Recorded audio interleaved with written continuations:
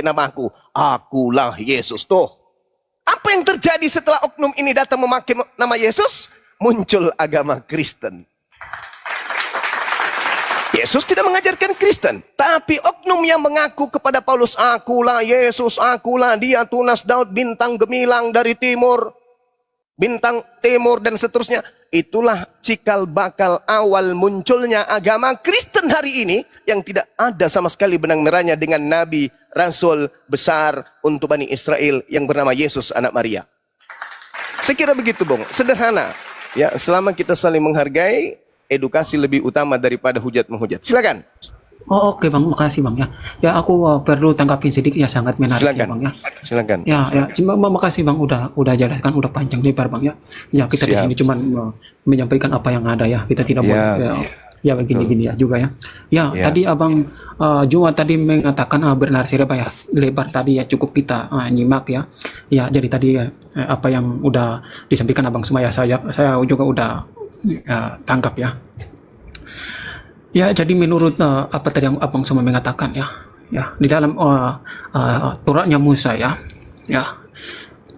apa yang dinubuatkan tentang kedatangan Mesias itu ya, dari dinubuatkan sampai tergenapi ya, semua akan tergenapi ya. Di dalam kitab Tauratnya Musa atau di dalam Perjanjian Lama atau Tauratnya Musa ya, apa yang dinubuatkan ya, semua akan tergenapi di dalam kitab Perjanjian Baru ya. Ya, dan apa ya yang tergenap yaitu ya kedatangan Mesias itu ya, kelahiran Yesus Kristus itu ya sebagai juru selamat. Ya, jadi itu adalah ya yang nyata ya, yang benar-benar datang ya untuk menyelamatkan umat manusia ya. Karena dia itu ya sebelum dia datang udah dinubuatkan ya dari ratusan tahun ya, dan itu semua tergenapi ya. Ya, itulah suatu hal yang kami imani yang sangat apa ya bagi kami itu sangat meyakini ya. Dan untuk itu Abang Suma tadi mengatakan bahwa ajaran kami itu ya begini ya, saya perlu tangkap ini sedikit ya. Yesus itu ya murid-muridnya Yesus itu orang-orang Yahudi ya. Yesus itu kan murid-muridnya orang Yahudi ya. Dan kami bukan untuk menempel-nempelkan kepada agama Yahudi atau orang-orang Yahudi ya. Murid-murid Yesus itu adalah orang-orang Yahudi, otomatis ya kami harus mengikuti murid-murid Yesus itu ya. Yesus datang bukan membawa agama ya, tetapi murid-murid Yesus yang mengajarkan tentang ajaran Yesus itu ya. Maka kami mengikuti ajaran Yesus itu. Makanya kami disebut ya pengikut Yesus ya, karena kami mengikuti ajaran-ajaran Yesus yang disampaikan lewat murid-muridnya ya itu ya.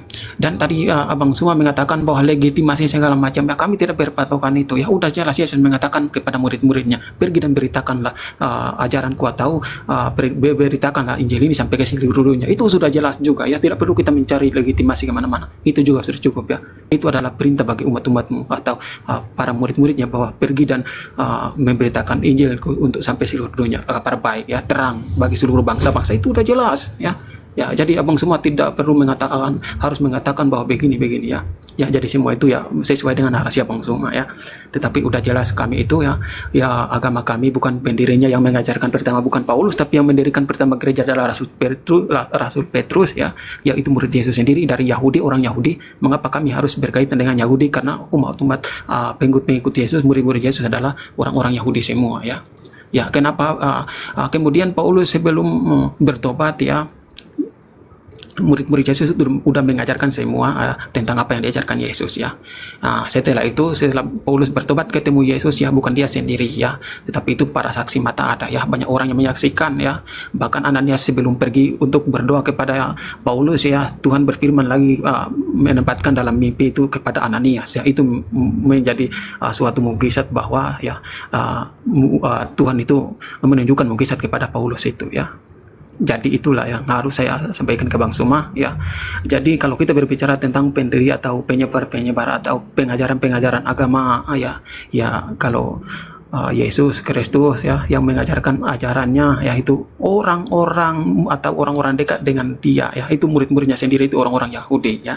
dan mereka itu bersama-sama dengan Paulus setelah Paulus menerima Yesus itu, ya. Dan itu jangan perlu menyalahkan atau berkata-kata yang jelek-jelek kepada Rasul Paulus, ya, karena Rasul Paulus itu adalah seorang rasul, ya, yang mengajarkan tentang ajaran Yesus yang Yesus sendiri menempatkan dalam suatu penglihatan, yaitu bukan dia sendiri, banyak orang yang mendengarkan perkataan suara itu, ya. Jadi ya udah jelas, ya, kalau mau bicara bukti, tunjukkan bukti di mana Tuhan berfirman atau Yesus ketemu dengan Paulus, udah jelas, banyak orang menyaksikan, ya. Ya, jadi kalau Bung Suma mengatakan atau bertanya saksinya siapa, sehingga Paulus itu menyebarkan atau memberitakan itu siapa, ya saya bisa menjawab itu, ya. Tapi ya itu menurut keyakinan saya tidak perlu mempertanyakan lagi kepada Abang Suma, atau tidak perlu lagi mempertanyakan ke Abang Suma, ya, bahwa siapa gini-gini, saya tidak perlu. Oke saja, begitu Abang Suma. Oke, baik saudara. Mohon didengarkan penjelasan saya, nanti ditanggapi sesuai dengan bobot cakupan pesan yang saya sampaikan. Nabi Isa alaihissalam ketika datang di tengah-tengah Bani Israel, Allah pencipta langit dan bumi yang maha menyaksikan kemudian menyampaikan kepada Nabi penutupnya, Rasulullah Muhammad SAW. Wahai Nabiku, sebelum engkau kuutus, seorang Nabi telah datang kepada Bani Israel dengan berkata, ya Bani Israel, ini Rasulullahi ilaikum. Wahai Bani Israel, aku Isa adalah utusan Tuhan kepada kalian. Dalam kajian Kristologi, Yesus dalam Matius 15 nomor 24, ketika ada orang datang bersungut-sungut memohon agar anaknya disembuhkan. Apa kata Yesus? Aku diutus hanya kepada domba yang sesat dari umat Israel. Oke, saudaraku Kristen mungkin bisa berdalih. Oh, itu kan pada saat itu. Oke. Ketika orang Kristen berbicara mengenai nubuat, di tengah-tengah Bani Israel, kitabnya Bani Israel, kitab Tanak, Taurat, Ketubim, Nevi'im. Lalu kemudian saudara Kristen bermufakat. Ada nubuat tentang datangnya Yesus sebagai Tuhan Kristen. Oke? Tetapi bukankah Yesus itu bukan orang mati? Bukankah Yesus itu bukan patung benda mati? Bukankah Yesus itu adalah penyampai firman? Bukankah dia adalah jalan, kebenaran, hidup? Tidak ada yang sampai kepada Tuhannya Yahudi tanpa melalui Yesus. So, sudah pasti Yesus berbicara tentang dirinya. Tidak mungkin Yesus tidak berbicara tentang dirinya sendiri. Pasti dia berbicara tentang dirinya. Maka apa perbicaraan Yesus tentang dirinya ini? Siapa Yesus menurut Yesus ini? Apakah salah Yesus menarasikan tentang dirinya? Tidak. Yesus menyampaikan kepada kita yang membaca Bible, yang membaca Quran, dalam tataran Nabi Isa alaihissalam. Apa kata Yesusnya? Segala firman yang engkau berikan kepadaku telah aku sampaikan kepada mereka. Mereka telah menerimanya. Mereka percaya dengan pasti bahwa engkaulah yang telah mengutus aku. Tuh, masih diragukan. Si penggenapan nubuat berkata murid-muridnya percaya kalau dia adalah rasul. Si penggenap nubuat bersaksi di dalam Yohanes 5 nomor 36. Ada kesaksianku yang lebih penting dari kesaksian seorang Yohanes, bahwa semua mukjizat yang aku lakukan, tanda-tanda mukjizat yang dahsyat yang aku kerjakan, semuanya itu bersaksi bahwa Bapaklah yang telah mengutus aku. Jadi sang penggenap nubuat, oknumnya, Yesusnya, yang adalah penyampai firman, penerima firman, nggak bisu. Jadi kita tidak butuh Kristen untuk menjelaskan, oh Yesus adalah ini. Kita nggak butuh Paulus. Kita nggak butuh 13 buku milik Paulus, enggak. Kita cuma butuh pengakuan Yesusnya aja. Yesus, ya paman, siapa ente menurut murid ente setelah ente ngajar mereka? Oh, murid-muridku setelah aku ajar, mereka percaya bahwa aku adalah utusan Elohim. Tepuk tangan kalau gitu. Lalu siapa ente menurut ente? Di tengah-tengah kaummu Bani Israel, engkau mengajarkan mereka, kamu siapa? Aku mengajarkan kaumku Bani Israel bahwa aku ini adalah utusan Tuhan untuk kepada mereka. Lalu kita nggak butuh Kristen dong kalau gitu. Karena Yesus sudah memfinalisasi daripada pengajarannya. Baik kajiannya dan dalam konsep penyampai pesan dan narasi yang dibangun. Lalu kemudian cara tangkap muridnya. lalu kemudian teori praktek muridnya dalam beragama, ternyata Yesusnya level tertinggi hanya seorang nabi. Yesusnya yang melakukan mukjizat, membangkitkan orang mati, membuat air menjadi anggur, membuat badai menjadi tenang, membuat orang lumpuh berjalan, orang buta ngintip. Ternyata menurut Yesus, semua itu dilakukannya hanya karena bukti, sebagai bukti bahwa dia adalah utusan Tuhan. Lalu dari mana kelompok Kristen ini? Nah, kelompok Kristen ini yang saya katakan tadi berasal dari pengajaran oknum-oknum yang mengaku Yesus. Akulah Yesus, akulah dia. Pergilah, jadikanlah seluruh bangsa menjadi muridku. Ajarlah mereka melakukan segala apa yang kuperintahkan kepadamu. Nah sekarang, mana perintah Yesus untuk menjadi Kristen? Mana perintah Yesus untuk ke gereja? Mana perintah Yesus untuk mengibadahi dia? Mana perintah Yesus untuk menyetarakan dia dengan Bapaknya yang telah mengutusnya? Tak ada. Lalu, kemana Kristen berpijak setelahnya? Ya tak lain dan tak bukan kepada pengajaran konsep yang muncul belakangan setelah Yesus memproklamirkan dirinya sebagai nabi, sebagai rasul. Maka saya katakan kepada saudaraku ini, silakan dengan kekristenan saudara. Kami nggak ada hak untuk mengganggu gugat itu. Tapi ada satu hal yang mesti dipahami. Islam datang meluruskan kaidah-kaidah yang dibengkokkan oleh orang-orang terdahulu terhadap para nabi. Apa buktinya? Nih kalau saya minta nih kepada saudara-saudara Kristen se-Indonesia nih, saya minta pengakuan Yesus diutus untuk kepada seluruh dunia, ada nggak? Ada. Di mana itu muncul? Ketika sosok makhluk keluar dari kubur. Nah ini pertanyaannya kemudian. Ada nggak ketika Yesus mengatakan Yohanes 17:8 segala firman yang kau berikan kepadaku telah kusampaikan kepada mereka. Ada nggak di antara seluruh firman ini satu firman di antaranya yang berkata aku diutus kepada seluruh makhluk? Ada nggak? Nggak ada. Berarti Yesus telah mengunci mati pengajarannya. Seluruh firman yang engkau berikan kepadaku telah aku sampaikan kepada mereka. Dan mereka telah menerimanya dan mereka percaya bahwa engkaulah yang telah mengutus aku. Titik. Nggak boleh ditambah-tambah. Berarti kalau ada pengajaran Yesus Tuhan, Yesus ini, Yesus on, in, dan seterusnya. Pertanyaan besar yang harus dijawab oleh Kristen. Apakah ketika Yesus mengajarkan segala firman itu sudah termasuk di dalamnya? Atau jangan-jangan itu muncul belakangan? Kalau muncul belakangan, ingat pesan Yesus. Waspadalah kepada Yesus palsu yang datang kepadamu dengan memakai namaku. Dia akan menyesatkan banyak orang. Ini kuncinya. Waspada kepada Yesus yang datang kepadamu, yang memakai namaku dan berkata, akulah dia akan menyesatkan banyak orang. Pertanyaan saya, Bung. Mungkin boleh didiskusikan lebih lanjut dengan teman-teman saya yang ada di sini. Yesus palsu mana yang mendapatkan banyak pengikut? Kalau ternyata bukan Yesus yang disembah Kristen dan pengikut yang banyak itu bukan Kristen. Lalu Yesus yang mana dan orang banyak mana? Silakan. Boleh masuk, Bang? Silakan, saudara, silakan. Terima kasih, Bang Suma.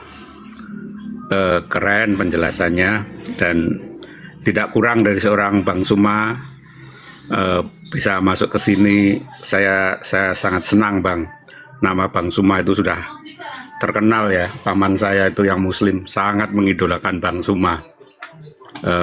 Itu luar biasa, Bang. Dan saat ini saya bisa mendengarkan langsung, bertemu di online lewat Bang Suma ya. Sekarang saya punya satu pertanyaan aja, Bang. Bukan pertanyaan, tapi yang dari tadi Bang Suma sampaikan, saya ambil poinnya bahwa Tuhannya orang Yahudi, yaitu Abraham, sama dengan Tuhannya umat Islam. Betul ya, Bang? Halo? Ya, iya, benar. Oke. Terima kasih, saya terima poinnya, Bang. Saya juga belajar ya, Bang. Saya masih belajar banyak agama. Cuma dari situ saya ada sedikit ketidaknyamanan dengan belum bisa menerima apakah itu Kristen atau Islam ya. Karena di situ di Timur Tengah itu ya, berarti Allahnya, Tuhannya Islam dan Tuhannya Yahudi adalah sama. Itu saya pegang poinnya. Tetapi kenapa ya mereka yang punya Tuhan yang benar ya, baik itu Islam, baik itu Yahudi, mereka selalu berantem, selalu perang, tidak pernah ada damai. Sedangkan kita yang di Nusantara yang katanya menurut agama Samawi, orang kafir, penyembah batu, penyembah berhala, itu ada lebih damai lah di Indonesia, katakan lebih damai ya, yang sebelum itu tidak ada perang tuh, tapi di mana asalnya mereka yang tahu Tuhan terlebih dahulu, Allah yang benar lebih dahulu, malah sering terjadi perang. Itu aja Bang, dan penjelasan singkat saya tunggu, dan sebentar lagi saya mau ada kegiatan lain. Terima kasih Bang Soma, sehat selalu sama-sama, buat Bang Bang. Soma. Baik, makasih abangku. Jadi saya jawab teman-teman. Al-Quranul Karim dalam surah Al-Ma'idah, Allah Subhanahu wa Ta'ala menjelaskan di dalam surah dalam ayat 12, kalau saya tidak keliru, Allah Subhanahu wa Ta'ala menjelaskan bahwa Allah memilih 12 suku dari Bani Israel. Lalu kemudian Allah mengatakan, inni ma'akum, aku bersama dengan kalian. Jadi awalnya pencipta langit dan bumi ini itu memilih Bani Israel sebagai bangsa pilihan. Walaqad ahzallahu mitsaqa Bani Israel wa ba'atsna minhum 12 naqiban wa qala Allahu inni ma'akum la in aqamtumus salata wa atumuz zakata wa amantum bi rusuli wa azzartumuhum wa aqradtumullah qardan hasana. Kata Allah, sungguh dulu wahai Nabiku Muhammad, aku mengambil perjanjian mulia, perjanjian agung kepada Bani Israel. Aku mengangkat ke-12 suku dari Bani Israel sebagai pemimpin-pemimpin mereka. Lalu aku mengatakan kepada mereka, wahai Nabiku Muhammad, inni ma'akum, wahai Bani Israel, aku pencipta langit dan bumi bersama dengan kamu. Dan sungguh jika kalian wahai Bani Israel ibadah kepadaku,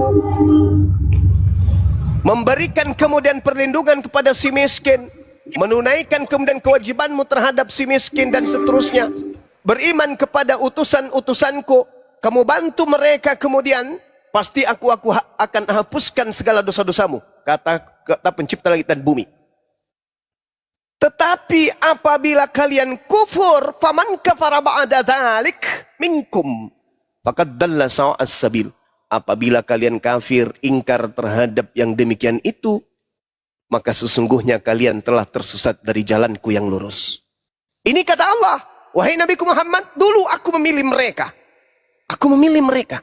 Aku bersama dengan mereka. Aku muliakan mereka. Aku angkat derajat mereka. Tetapi selanjutnya apa kata Allah? Wa minal ladina qalu, selanjutnya kata Allah, auzubillahi minasyaitonirrajim. Fabima naqdihim mitsaqahum la'annahum ja'alna qulubahum qasiyah. Itu kata Allah. Tetapi mereka melanggar janji mereka.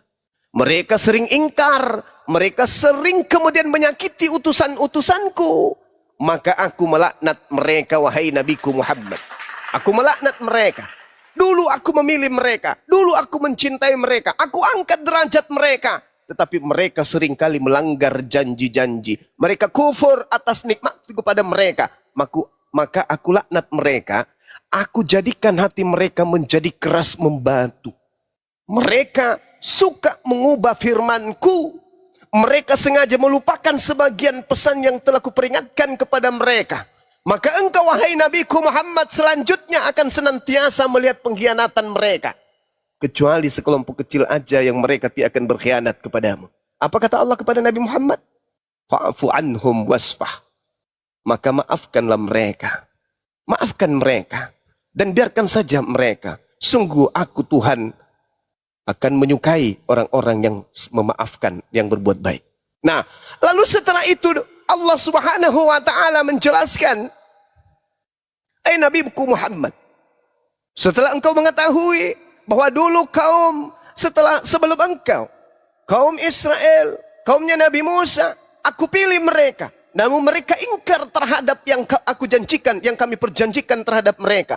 Wa minal ladzina qalu inna nasara ahazna mitsaqahum fanasu hazzam mimma zukkiru bih faqraina bainahumul adawah wal ba'da ila yaumil qiyamah wa sawfa yanabbi'uhum Allah bima kanu yasnaun. Yunabbi'uhumullah bima kanu yasnaun. Saya kalau keliru baca ayat tolong ditegur. Dan di antara mereka kata Allah kepada Nabi Muhammad, di antara mereka wahai Nabiku Muhammad, ada yang berkata, kami adalah orang-orang Nasrani. Kami telah mengambil perjanjian kepada mereka. Tetapi lagi-lagi mereka melupakan sebagian pesan yang telah diperingatkan kepada mereka wahai Nabiku Muhammad. Maka kami timbulkan permusuhan dan kebencian di antara mereka hingga hari kiamat. Inilah yang Anda pertanyakan. Kenapa kemudian? Al-Quran sudah menarasikan 1400 tahun silam. Kata Allah, aku membangkitkan permusuhan dan kebencian di antara mereka hingga hari kiamat. Apakah Allah kemudian tidak membuka pintu maaf bagi mereka? Masih buka. Apa kata Allah?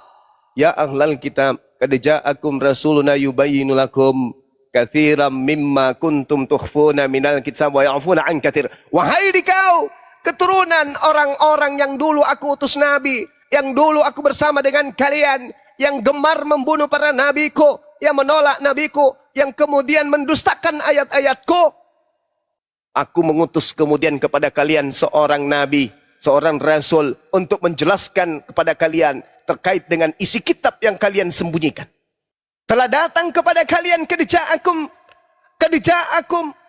ja'akum minallah nur wa kitabun mubin. Wahai Bani Israel, umat yang dulu aku pilih, yang sekarang ada permusuhan dan kebencian dalam hati kalian, peluang terakhir aku berikan. Telah datang nabiku kepada kalian untuk menjelaskan sebagian isi kitab yang kalian sembunyikan. Barang siapa di antara kalian yang beriman kepadanya, maka pintu taubat akan terbuka untuk kalian. Sungguh kata Allah, qad ja'akum, telah datang kepada kalian berupa cahaya yaitu Nabi Muhammad, dan kitab yang menjelaskan tentang kebenaran yaitu Al-Quran. Qad ja'akum minallah nuru wa kitabun mubin. Yahdi bihillah manittaba ridwanahu subulas salam. Wa yukhrijuhum minas zulumati ilan nuri biiznih. Wa yahdihim ila siratim mustaqim. Wahai kalian umat yang dulunya aku pilih, yang dulunya aku anggap sebagai umat yang terhebat di antara seluruh hambaku, sekarang telah datang kepadamu kitab Al-Quran sebagai petunjuk kepada kalian untuk mengikuti keridaan kepada jalan keselamatan. Dengan Al-Quran itu kata Allah, kalian akan keluar dari gelap gulita kepada cahaya dengan izinku. Dan dengan Al-Quran itu wahai Bani Israel, jika kalian beriman kepada Nabi Muhammad dan beriman kepada Quranku, aku akan menunjukkan kalian kepada jalan yang lurus. Jadi Allah masih memberi ruang kepada mereka untuk mereka kembali kepada jalan yang benar. Al-Quran tidak menutup diri dan tidak menutup jalan untuk mereka. Allah masih memberikan ruang. Jadi kalau mereka hari ini saling membenci satu sama lain, saya teringat di dalam kitab mereka, kalau nggak salah ingat saya, di Keluaran 32 nomor 21. Mungkin saya keliru, nanti saya boleh koreksi lagi, atau ada yang bisa memberikan kemudian sanggahan terhadap data itu. Di situ dikatakan begini, oh sorry, itu bukan Keluaran. Ulangan atau bilangan 32. Coba di cross check dulu adik-adik saya lupa. Di situ dikatakan mereka kemudian membangkitkan cemburuku dan amarahku. Ya, kalau nggak salah di ulangan teman-teman. Mereka membangkitkan mereka membangkitkan amarah dan cemburuku dengan yang, maka aku Tuhan akan membangkitkan amarah mereka dengan menggunakan yang bukan umat, dan aku akan membangkitkan cemburu mereka dengan menggunakan umat yang ummi. Ada yang ingat dalilnya? Ada yang ingat dalilnya? 3221 Abang Jumat. Ulangan ya. Ulangan 31. Ulangan 32 nomor 21. Masya Allah, syukran. Ya. Di situ Tuhan mengatakan, engkau wahai Bani Israel telah membangkitkan amarahku, maka aku akan membalasnya dengan memanfaatkan yang bukan umat. Siapa itu? Umat yang tidak dianggap, yaitu keturunan Ismail. Dan aku akan membangkitkan cemburumu dengan menggunakan umat yang ummi. Siapa dia? Baginda Rasulullah Muhammad SAW. Maka kalau hari ini Anda melihat ada kemudian keributan, ada sesuatu yang tidak benar yang menurut pandangan kita sebagai manusia, itu karena Allah marah kepada mereka sehingga Allah membangkitkan kejayaan yang bukan umat, yaitu umat yang ummi. Lalu mereka yang tadinya bangsa pilihan menjadi cemburu. Inilah yang terjadi hari ini. Saya kira begitu, saudaraku. Silakan. Mohon maaf teman-teman kalau saya salah dalil. Iya, terima kasih Bang. Saya ambil poinnya. Saya belajar. Hari ini saya menerima sebuah kebenaran pengakuan dari Bang Suma yang terhormat bahwa Tuhannya orang Yahudi dan Tuhannya orang Islam sama. Terima kasih Bang, saya tidak mau menghujat, saya tidak mau membantah, dan Bang Suma sudah cukup dengan banyak dalil dan pengetahuan Bang Suma, berarti saya yakin bahwa Tuhannya orang Yahudi dan Tuhannya orang Islam adalah sama. Karena saya kadang gini Bang, ketika saya ngobrol ya, saya sampaikan ke teman-teman yang Muslim ya, kalau di tempat ronda atau apa, bahwa Tuhannya Yahudi sama Tuhan Islam itu sama, hukumnya bahkan sama. Sama-sama tidak makan babi, sama-sama boleh poligami juga, sama-sama menyembah Tuhan yang satu. Bahkan saya pernah gitu Bang, bahkan saya pernah ngomong ke mereka ya, bahwa ajaran hijab itu kan memang dari Yahudi ya Bang. Saya literaturnya kurang jelas, mungkin Bang Suma lebih tahu dari saya. Tapi terima kasih, saya ambil poinnya bahwa Tuhannya orang Yahudi sama Tuhannya orang Islam sama. Mungkin adik-adik yang di bawah yang suka perang di medsos ya, yang mengatakan yo Yahudi gini anu gini, sebaiknya kalian sama-sama damai aja lah ya, karena Tuhannya sama. Kenapa kita harus saling mencaci buat yang saudara kami Muslim sama kaum Yahudi? Kenapa harus saling berpihak gitu? Terima kasih Bang, mungkin saya mau lanjut bekerja, tapi kalau Abang mau beri penjelasan sedikit lagi ke saya, terima kasih. Sebetulnya saya mau nunggu nabinya Kristen yang Bang Luga Bang, tapi karena hari ini dia nggak on air ya, oke lah. Tapi saya berterima kasih, bersyukur ya Bang, sore hari ini saya bisa ngobrol langsung dengan Bang Suma, sebuah kehormatan. Terima kasih Bang, selamat sore. Ya, sore. Jadi teman-teman sekalian, sebelum diambil alih ya, Tuhannya Yahudi dan Tuhannya umat Islam itu sama. Bahkan saya katakan Tuhannya ateis, Tuhannya Hindu Buddha, dan Tuhannya umat Islam itu sama. Cuman di antara kelompok-kelompok ini ada yang menyembah kepada yang bukan Tuhan. Al-Quran menarasikan itu. Innani anallah la ilaha illa ana. Tidak ada Tuhan, hanya aku Tuhan. Berarti Tuhan satu-satunya itu cuma Allah. Berarti Tuhannya seluruh makhluk hanya Allah. Nah, terkait dengan pengakuan Tuhannya Yahudi, Tuhannya Islam itu sama, memang betul. Cuman di kalangan orang Yahudi ada yang menyembah bukan kepada sembahan dari Nabi Ibrahim, Isa dan Yakub. Ini orang-orang yang picik otaknya, pemikirannya, suruh baca Quran surat Taha. Falamma ataha nudiya ya Musa. Siapa yang berkata kepada Nabi Musa? Allah. Tuhannya siapa? Tuhannya Yahudi. Tuhannya umat Islam. Kalau ada orang yang mengatakan Tuhannya Yahudi dan Tuhannya umat Islam itu berbeda, berarti dia menolak Al-Quran. Karena Tuhannya umat Islamlah yang berfirman kepada Nabi Musa. Nabi Musa adalah adalah nabi untuk Yahudi. Hanya di internal Yahudi ada sekelompok orang yang kemudian menggantikan Tuhan yang diperkenalkan Nabi Musa kepada mereka. Ya, mereka sembah selain daripada Tuhan tersebut. Inni ana rabbuka fakhla'na laik. Innaka bil walidil muqaddasi tua. Sungguh aku ini adalah Tuhanmu. Yang berfirman kepada Nabi Musa, apakah Tuhannya umat Islam? Ya, Tuhannya umat Islam. Berarti umat Islam secara sadar digiring untuk mengimani Tuhan yang datang kepada Nabi Musa yang menyatakan diri kepada kaumnya, yaitu Bani Israel, di antaranya Bani Yehuda, itu adalah Tuhan yang sama. Ya, cuman saudara-saudara kita ini kadang kebenciannya lebih tinggi daripada akalnya, sehingga mereka menolak. Ya, kalau selain daripada Allah yang datang menyatakan diri kepada Nabi Musa, ya memang bukan seperti patung, batu, dewa Baal dan seterusnya, memang bukan. Sembahan-sembahan orang Samiri dan seterusnya, ya memang bukan.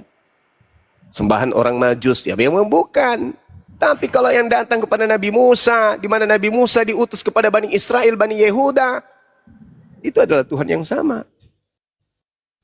Orang yang mengatakan Tuhannya Yahudi dan Tuhannya umat Islam itu berbeda, mereka adalah kufur Quran, ingkar Quran. Mereka ingkar terhadap Al-Quran. Karena orang-orang Yahudi menyembah kepada Tuhan yang dinyatakan kepada Nabi Musa alaihissalam. Makanya mereka pemegang Torah. Torah itu kitab yang diterima oleh Nabi Musa. Tuhan yang berfirman dalam Torah dan Tuhan yang berfirman dalam Al-Quran adalah Tuhan yang sama.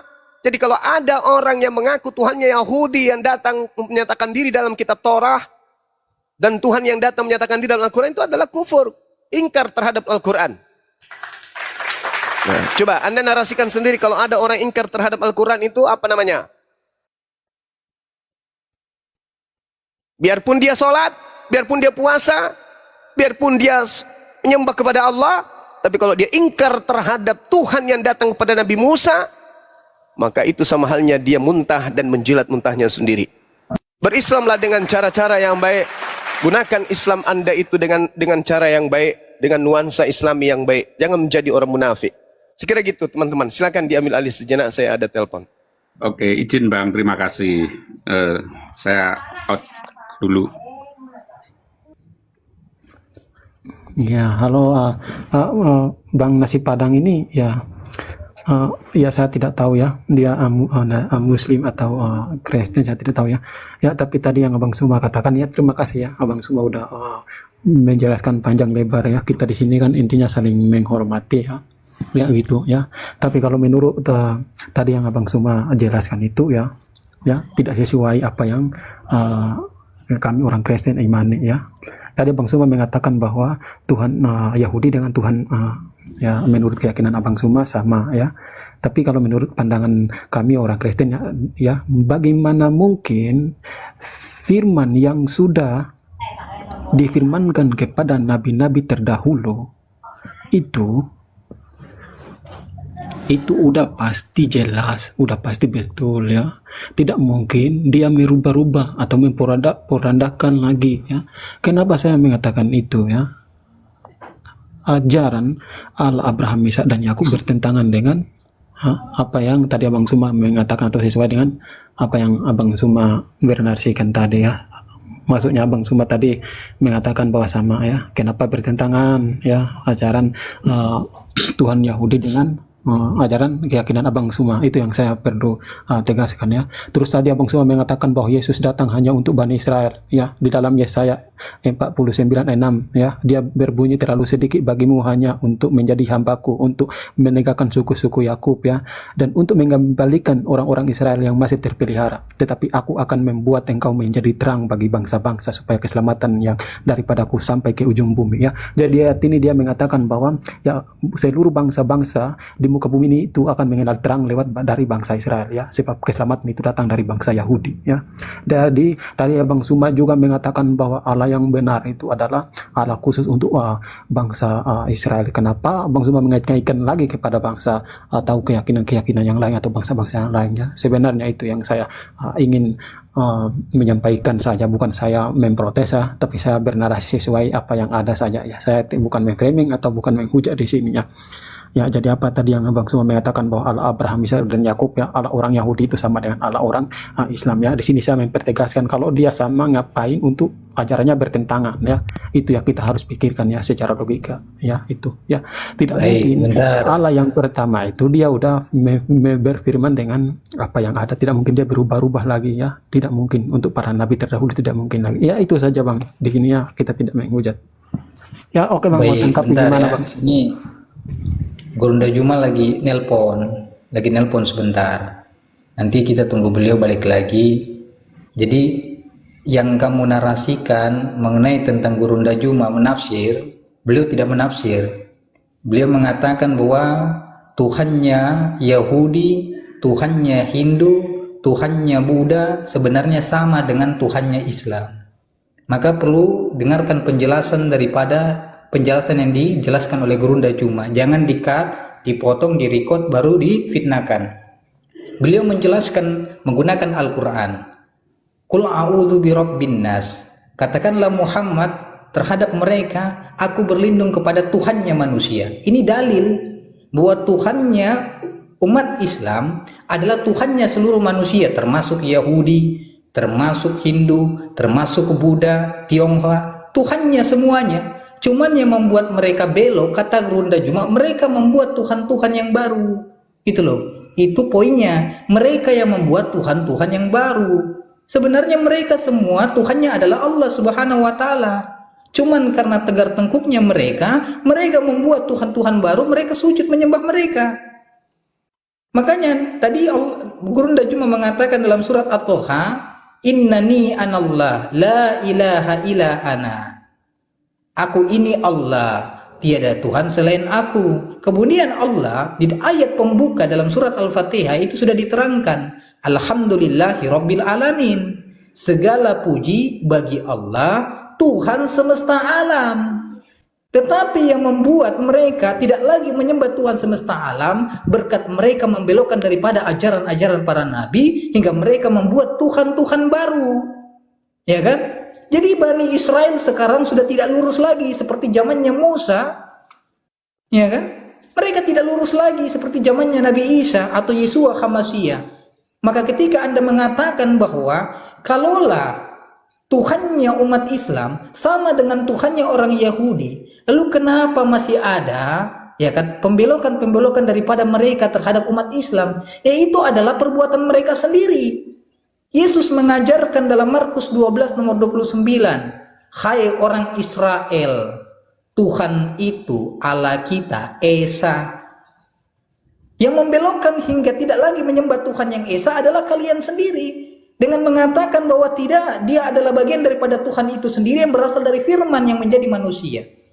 Jadi yang perlu disalahkan adalah bukan umat Islam, ya kan? Bukan Tuhan daripada seluruh manusia, tapi yang perlu disalahkan adalah diri kalian sendiri. Karena berani mengatakan dan membelokkan daripada ajaran-ajaran para nabi hingga kalian menyembah daripada selain daripada Tuhan yang Maha Esa. Jadi pernyataan Gurunda Juma jangan di-cut, jangan dipotong, dengarkan penjelasan. Beliau ketika menarasikan sesuatu, beliau rincikan dengan yang namanya penjelasan. Dengan penjelasan itulah kita mendapatkan hikmah, pengetahuan, hingga mengetahui daripada apa yang disampaikan oleh beliau. Tapi dasarnya itu ya yukhadi'unallaha walladzina amanu wa ma yakhda'una illa anfusahum wa ma yas'urun. Walaupun Gurunda Juma sudah menyampaikan kebenaran, mereka masih mencoba menipu Gurunda Juma, menipu orang-orang yang beriman, menipu Allah Subhanahu wa Ta'ala, padahal mereka tidak sadar sedang menipu diri mereka sendiri. Di-cutlah videonya, dipotonglah perkataannya, habis itu dipasang di fitnah. Gurunda Juma mengatakan bahwa orang Yahudi Tuhannya sama dengan Islam, tanpa mengetahui daripada penjelasan dan rincian daripada Gurunda Juma, hingga timbul framing. Jadi ini adalah perbuatan kalian, perbuatan orang-orang kafir. Karena orang kafir ini, mereka sudah disematkan oleh Allah Subhanahu wa Ta'ala dalam Al-Quran bahwa mereka ini adalah tegar tengkuk. Walaupun di kebenaran itu sampai terhadap mereka, mereka nggak mau dengar. Innal ladzina kafaru sawa'un 'alaihim a'andartahum am lam tunzirhum la yu'minun. Orang kafir itu, walau kita sampaikan kebenaran dan walaupun kita tidak menyampaikan kebenaran, mereka ini tidak akan mau beriman. Kenapa? Summum bukmun umyun fahum la yarji'un. Tuli. Allah kasih kuping, Allah kasih mata, Allah kasih mulut. Tetapi ketika mendengarkan kebenaran, melihat kebenaran, mengetahui kebenaran, seakan-akan mereka tidak punya mata, pura-pura buta. Seakan-akan mereka itu tidak punya kuping, pura-pura tuli. Jadi kalau Anda mengatakan bahwa Gurunda Juma menafsirkan, beliau menggunakan datanya valid dari Al-Quranul Karim, ya kan? Itu bukan tafsir, itu bukan kiasan, itu eksplisit langsung yang diterangkan oleh Tuhan dalam Al-Quranul Karim bahwa manusia Tuhannya adalah Allah Subhanahu wa Ta'ala, laisa kamitslihi syai'un, tidak serupa dengan apapun. Jadi tidak ada satu makhluk di dunia ini, ya kan, yang bernaungan daripada ajaran-ajaran perintah Tuhan selain daripada mereka membelok daripada ajaran Tuhan itu sendiri. Mereka lah yang membuat. Makanya ajaran-ajaran penyembah terhadap manusia ini bukan berasal daripada Tuhan. Bayangkan saja, siapakah yang pertama kali mempraktikkan daripada ajaran-ajaran menyembah manusia tanpa kalian sadari kalian sendiri mengikuti daripada ajaran tersebut? Orang-orang Majusi. Dalam Bible Anda, kalau Anda teliti, orang-orang Majusi inilah yang pertama kali mengajarkan tentang peribadatan terhadap manusia. Ketika mendengar Yeshua HaMasyiah lahir, maka mereka berbondong-bondong mendatangi rumah Yeshua HaMasyiah dengan tanda-tanda bintang yang muncul terhadap mereka, hingga mereka mendatangi rumah untuk apa? Untuk sujud menyembah daripada Yeshua HaMasyiah. Dari sinilah timbal balik daripada ajaran-ajaran penyembah manusia yang dipraktekkan oleh saudara-saudara kita Kristen. Jadi Anda perlu mempelajari, saudara, bahwa semua ketuhanan dari para nabi mengajarkan Tuhan yang esa, bukan manusia, tidak sama dengan makhluk. Maka pelajarilah itu Bible. Yesus mengatakan dalam Markus 21, ya kan, diterangkan di situ bahwa mengertilah arti Tuhan. Mengertilah daripada arti firman Tuhan. Sebab aku datang tidak menghendaki daripada persembahan, melainkan aku datang untuk menghendaki yang namanya kasih sayang. Nah, inilah rahasia daripada orang-orang yang memaksakan bahwa Yeshua HaMasyiah datang untuk menghendaki yang namanya persembahan, sebagai dia adalah Tuhan itu sendiri. Agar kita memahami bahwa Yesus datang memperkenalkan dan ingin dipercaya sebagai apa, kalian bisa baca Bible Anda dalam Yohanes 11 ayat 41, 42, 43. Sebelum saya alihkan kepada paman saya, Yesus itu ketika datang ke dunia, dia hanya ingin dipercaya sebagai utusan yang tadi sudah disampaikan oleh gurunda kita. Ya Bapa, Engkau selalu mendengarkan doaku agar orang-orang di sekelilingku mereka percaya bahwa Engkau lah yang mengutus aku. Saya rasa cukup demikian. Nanti dilanjutkan oleh guru-guru yang lain. Ya, syukur. Assalamualaikum warahmatullahi wabarakatuh. Saya sapa dulu Gurunda, Pak Pendeta Putra Surat. Selamat siang. Ya, selamat siang. Salam sejahtera. Di mute dulu ya, Pak Pendeta ya. Saya sapa juga Tuan Raja Kalimantan, Abangku Bang Lotus atau Raja Bintang. Selamat datang. Assalamualaikum abangku semuanya. Ya, sudah satu komal ya dengan Gurunda Juma ya. Ya Bang Juma. Waalaikumsalam. Waalaikumsalam. Ya, Bang Raja Bintang ini. Iya. Ingin Ya, satu komal dengan Gurunda mulai dari dulu. Makanya saya undang Gurunda. Ya siap Ya. Bang. Beliau salah satu keturunan raja di Kalimantan. Ya, silakan ada referensi lain dari Ustadz Felix barangkali. Ini buka mute-nya dibuka terus dari tadi. Mau ngomong Ustadz Felix sebelum ke Gurunda tentang ya sudah sangat jelas tadi disampaikan oleh Bang Apologet Muda, bantahan-bantahan tentang tuduhan-tuduhan kepada Gurunda Suna itu sudah sangat jelas. Jadi tujuan para nabi dan rasul diutus itu ya mengajarkan Tuhan yang satu. Cuman satu pencipta alam semesta. Ya, Tuhan itu cuma satu. Tuhan yang benar, tapi Tuhan ya itu banyak, ilah itu banyak, tapi Tuhan yang benar itu satu. Ya, itu sudah sangat jelas tadi disampaikan oleh Bang Apologet Muda. Ya, saya serahkan kepada Gurunda Suma untuk melanjutkan karena saya juga ada tamu ini, nggak fokus. Lanjut. Masya Allah. ya silakan. Gurunda Suma, izin Gurunda, nomor antum hilang di kontak saya karena HP saya hilang, jadi ikutan juga nomor antum hilang sama saya. Ya, Kita tolong Gurunda kalau bisa. Ya. Siap. Ya. Lanjut.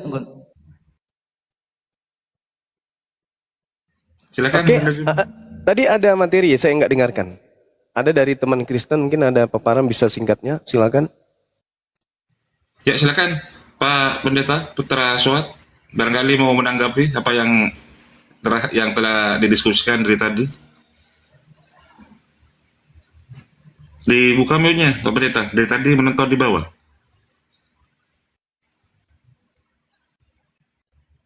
Mute-nya dibuka, Pak Pendeta. Iya. Oke.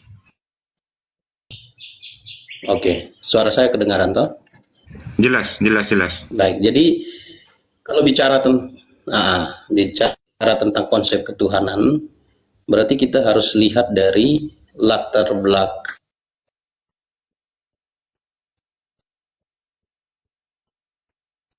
Suaranya hilang, mohon maaf, suaranya hilang.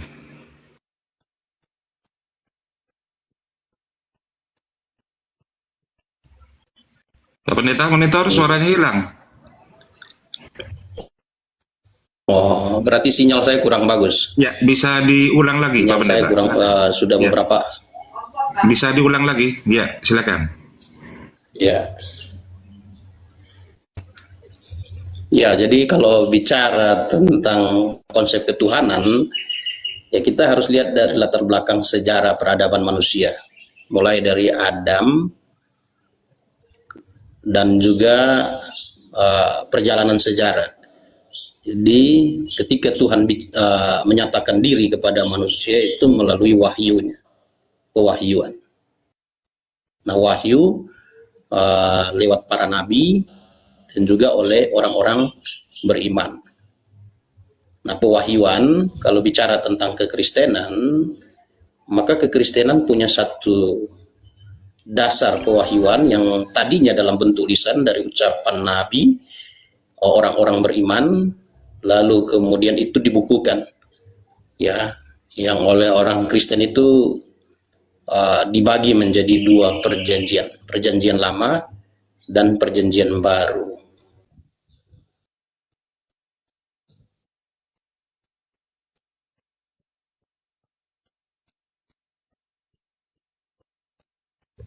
Cek.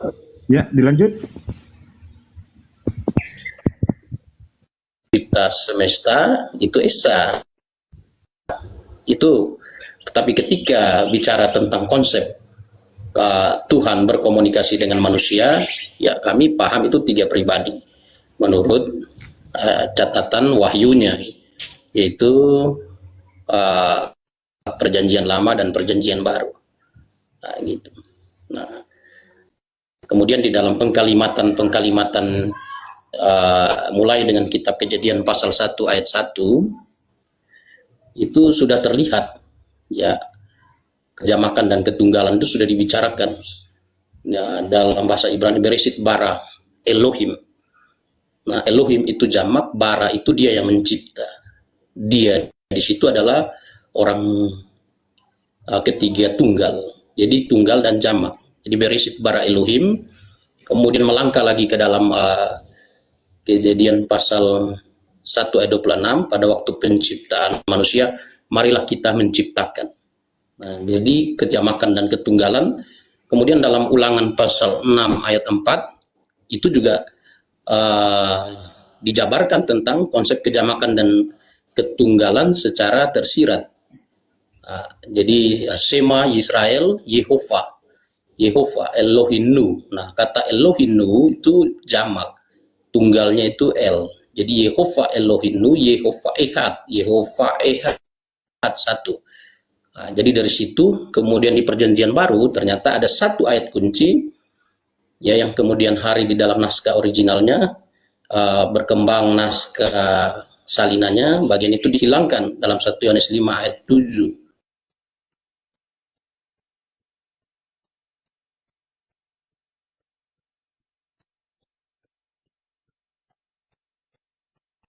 Cek.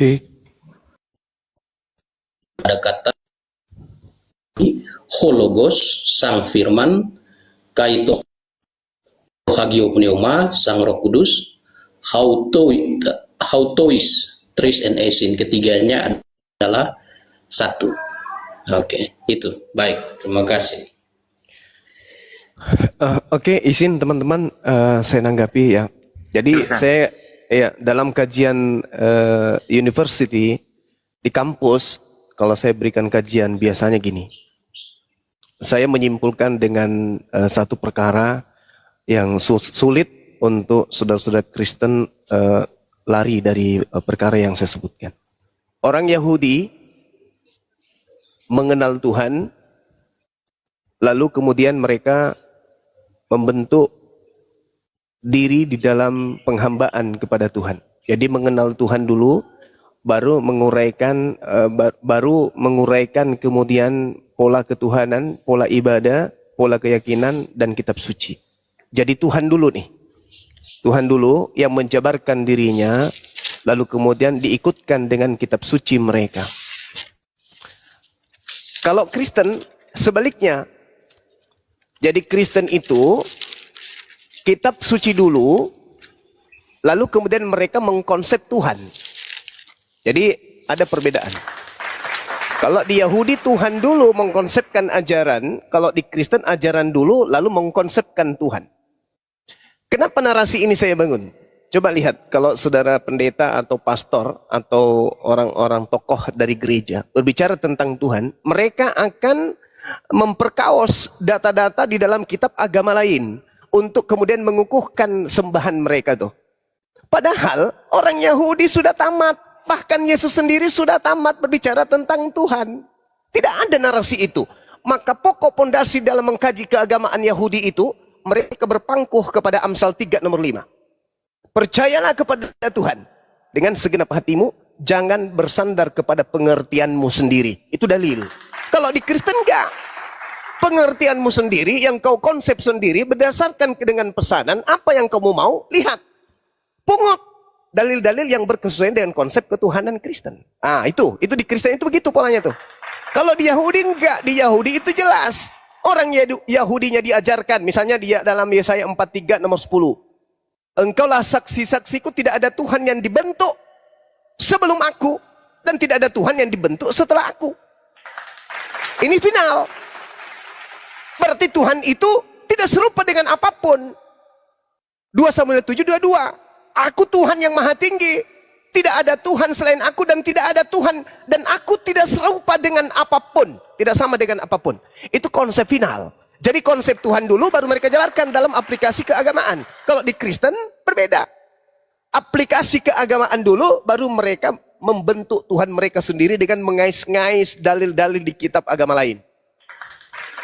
Jadi Kristen ini terlanjur melantik Yesus dulu sebagai Tuhan, habis itu mereka tempel-tempelkan ketuhanan Yesus dengan dalil-dalil dari kitab agama orang lain. Itu Kristen. Kalau di Yahudi enggak, Tuhan itu final. Yesus sendiri memfinalkan Tuhan itu.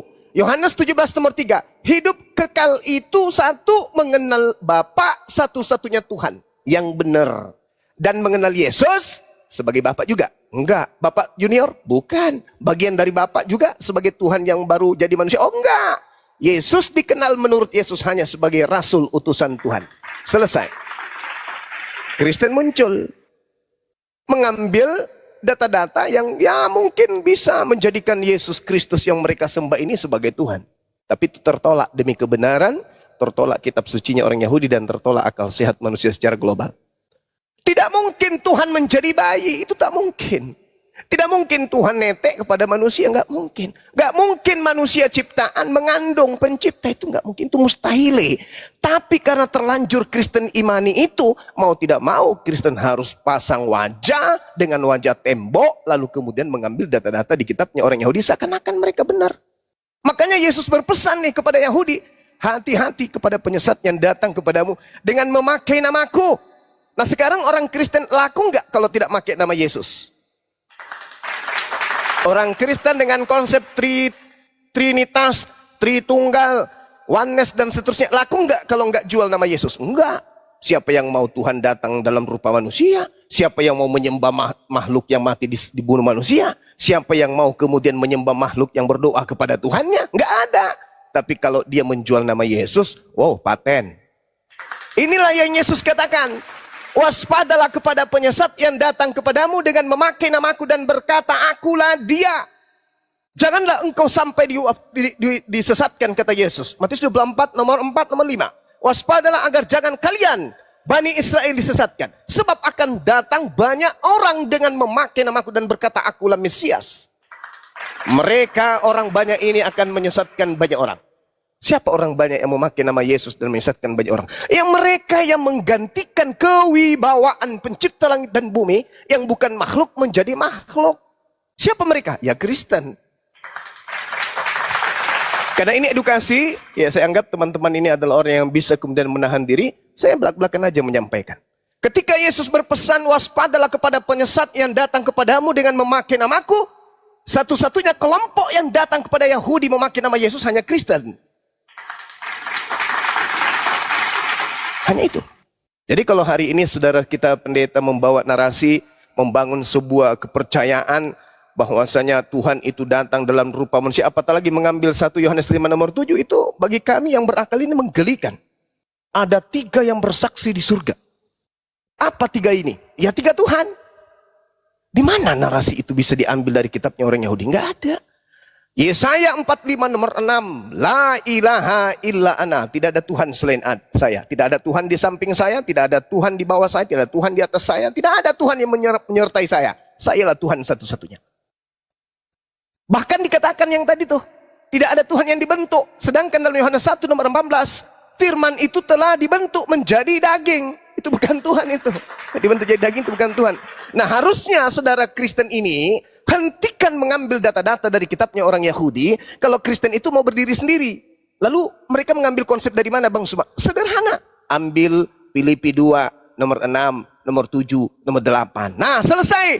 Theos, sembahan Roma Yunani, mengosongkan diri, lalu tidak mempertahankan keteosannya, lalu mengosongkan diri, lalu mengambil rupa manusia, lalu menjadi manusia, lalu taat sebagai manusia, bahkan taat sampai mati di atas pohon. Itu jangan ngambil kitabnya orang Yahudi. Selesai. Maka orang Kristen akan tampil dengan kekristenannya dan gagah berani. Ambil juga Kolose 2 nomor 9. Dalam tubuh Yesus, mulai dari kukunya sampai rambutnya, kepenuhan keteosan. Nah, itu baru betul. Jangan, nggak usah ngambil ke Yahudi, karena kalau ngambil Yahudi itu nanti di apa istilahnya itu, diludahin sama orang Yahudi. Mending berdiri sendiri. Theos, sang dewa, nuzul, menjadi manusia, bernama Yesus, itulah Tuhannya Kristen. Jadi nggak usah kemudian mengambil orang Yahudi punya agama, dalil-dalil kitabnya Yahudi, karena sangat-sangat nggak ada hubungannya antara Yahudi dan Kristen dalam konsep bertuhan. Nah, terakhir dari saya, saudara Pak Pendeta. Jadi kalau berbicara mengenai hal demikian, yang saya uraikan barusan, maka Kristen dengan pola ketuhanannya, yaitu dewa menjadi manusia, dan Yesus yang adalah nabi utusan Tuhan bagi Bani Israel, ketika kita lihat dari kacamata perspektif logika sehat, maka antara Yesus Bani Israel dan Yesus yang adalah dewa dari menjadi manusia adalah 2 Yesus yang berbeda. Tidak bisa satu. Kecuali kita ingin mengibulin diri kita sendiri nih. Karena Yesus mengatakan, aku manusia. Yesus mengatakan, aku datang sebagai anak manusia. Yesus mengatakan, aku berdoa kepada Tuhan. Yesus mengatakan, aku hamba. Yesus mengatakan, aku rasul, aku nabi. Dan dia mengatakan, aku hanya utusan Tuhan kepada Bani Israel. Sedangkan Kristen itu keteteran untuk mengikuti data-data Yesus. Karena Kristen membutuhkan kemudian dalil-dalil dari perjanjian lama, dalil-dalil daripada surah-surah Paulus, untuk kemudian menjadikan satu konsep. Seakan-akan Yesus anak Maria yang adalah untuk Yahudi, dan Yesus yang adalah dewa menjadi manusia, itu adalah satu oknum. Padahal itu adalah 2 oknum yang berbeda. Sembahan orang Kristen adalah dewa menjadi manusia, sedangkan orang yang mengenal Yesus Kristus sejak awal mula, dia hanyalah nabi utusan Tuhan kepada mereka Bani Israel. Sekira begitu Pak Pendeta, silakan.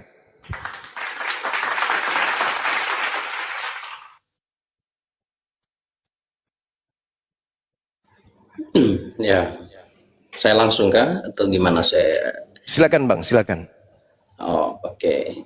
Jadi pendekatan yang dibawa oleh Bang Zuma bahwa Kristen memahami Tuhan dari pewahyuan di dalam Alkitab itu benar. Itu benar. Jadi lewat pewahyuan. Nah, kalau kita bicara tentang Tuhan, dia adalah maha kuasa. Dia tidak terbatas, dia maha adil, dia maha suci. Nah, ini kontras dengan manusia yang penuh dosa, ketidaksucian. Tapi Tuhan ini mengasihi manusia. Sehingga Tuhan berkomunikasi dengan manusia melalui wahyu, melalui pewahyuan. Nah, di masa lalu itu melalui pewahyuan lisan. Ya, wahyu lisan diturunkan kepada para nabi, orang-orang beriman, dan kemudian yang lisan ini diminta untuk dituliskan. Pada masa Musa itu diminta agar semua yang lisan itu dituliskan, dibukukan. Dan hari ini jadi kitab suci. Nah, kekristenan itu tidak berakar dari satu bangsa sebenarnya, tetapi berakar dari pewahyuan. Nah, wahyu diturunkan kepada pembicaraan kepada Adam yang lisan, kemudian dibukukan pada masa Musa, bangsa Israel, kemudian wahyu itu diteruskan, ya, diteruskan. Nah, membicarakan tentang konsep Yahudi, tentang ketuhanan, orang Yahudi itu, orang Israel, ya, kalau di dalam perjanjian lama, yang disebut dengan Israel, Yakub itu adalah Israel. Ya, Yakub yang adalah Israel, nama Yakub diganti Israel, itu oleh pribadi yang maha kuasa yang bergulat melawan Yakub. Dan itu adalah Allah dan manusia. Jadi tidak benar kalau mengatakan bahwa orang Yahudi itu tidak pernah mengenal konsep Allah dan manusia. Ya, saya bacakan satu ayat di dalam kitab Kejadian pasal 32 ayat 28. Di situ, lalu kata orang itu, namamu tidak akan disebut lagi Yakub, ya, tetapi Israel, sebab engkau yang telah bergumul melawan Allah dan manusia, dan engkau menang. Dan engkau menang. Jadi konsep Allah dan manusia itu dibicarakan di perjanjian lama, disampaikan itu, bahkan disampaikan kepada Israel, yaitu Yakub. Dan ini dipegang, ya, dipegang. Kalau kita perhatikan, ya, kitab perjanjian lama itu ditutup dengan satu nubuatan mengenai kedatangan seorang nabi yang akan datang. Nabi itu adalah Elia yang akan membuka jalan. Jadi 400 tahun sebelum Kristus inkarnasi, orang-orang Yahudi itu sudah memegang, ya, wahyu yang lisan menjadi tertulis dalam bentuk kitab, ya, kitab suci. Nah, mereka pegang pada janji bahwa akan datang seorang nabi, yaitu Elia. Nah, Nabi Elia yang akan datang itu bukan reinkarnasi. Karena orang Yahudi pun tidak percaya reinkarnasi. Ya, Kristen lebih lagi. Jadi akan datang nabi. Ya, Elia akan datang. Nah, kitab Maliaki adalah kitab penutup perjanjian lama. Ya, di Maliaki pasal 4 ayat 5 dan 6, sesungguhnya aku akan mengutus Nabi Elia kepadamu menjelang datang hari Tuhan yang besar dan dahsyat itu. Maka ia akan membuat hati bapak-bapak berbalik kepada anak-anaknya dan hati anak-anaknya kepada bapak-bapaknya, supaya jangan aku datang memukul bumi sehingga musnah. Nah, Nabi Elia yang akan datang, di dalam Injil Lukas dikatakan Yohanes Pembaptis itu memiliki roh dan kuasa Elia. Ya, roh dan kuasa Elia. Dan Yesus Kristus di dalam Injil Matius pasal 17 ya, melegitimasi bahwa Yohanes adalah Elia. Matius 17 ayat 11 sampai 13, jawab Yesus, memang Elia akan datang dan memulihkan segala sesuatu, dan aku berkata kepadamu, Elia sudah datang, tetapi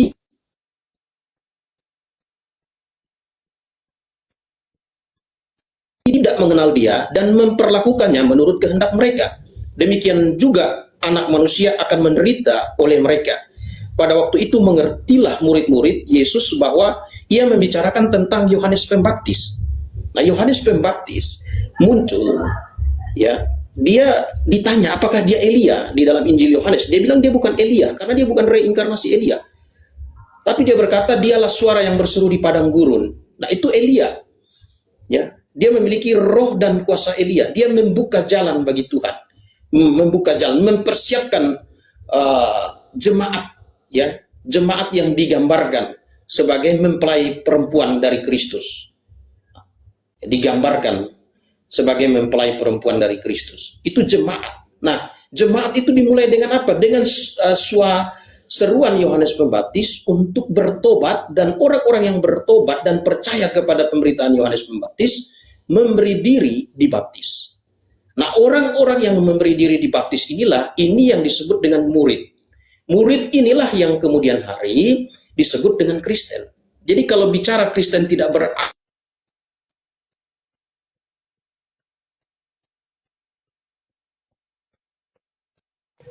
Cek.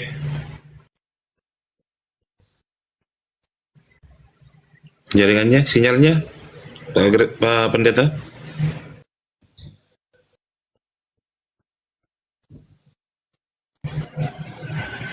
Cek, Pak Pendeta.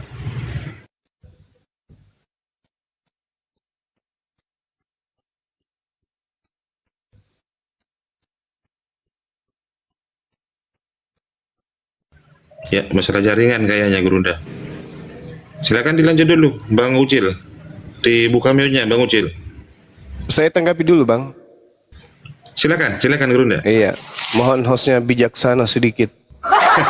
Udah panjang lebar tadi dari pihak Kristen.